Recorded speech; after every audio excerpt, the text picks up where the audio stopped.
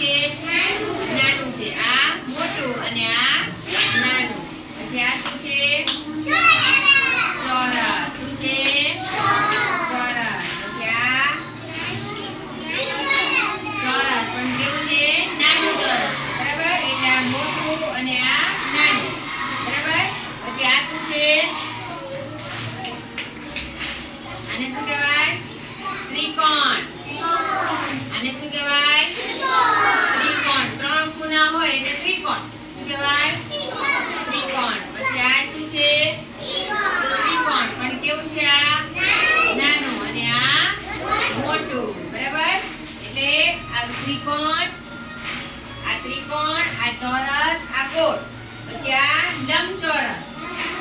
કેવું છે? આ લંબચોરસ છે. બરાબર? ચોરસ નથી આના જેવું પણ થોડુંક લાંબુ છે એટલે લંબચોરસ કહેવાય. શું કહેવાય?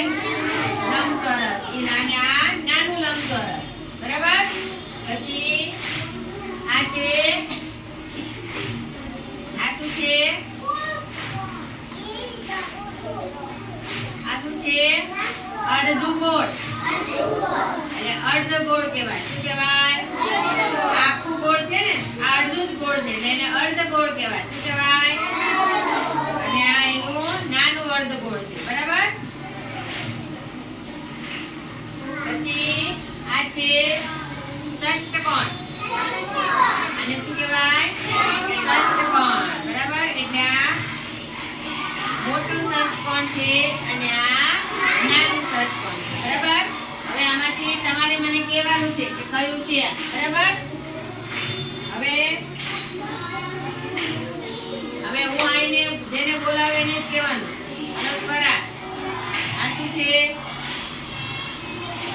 ચોરસ. આ વેરી ગુડ. સરસ. ચાલો ચાલો. આ શું છે?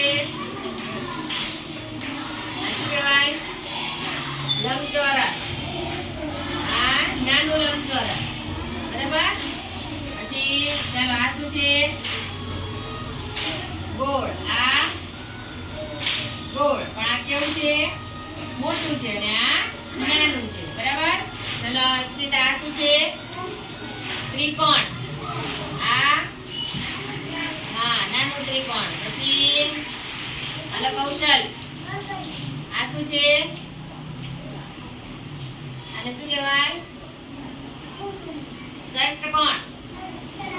આ ષષ્ઠકોણ છે. આ મોટું છે, આ નાનું છે. પછી માનવી, આ શું છે? આને શું કહેવાય? અર્ધ ગોળ. શું કહેવાય? હા, આ આકાર કહેવાય. આ બધા આપણને ખબર હોવા જોઈએ. આકાર જુદા જુદા. બરાબર?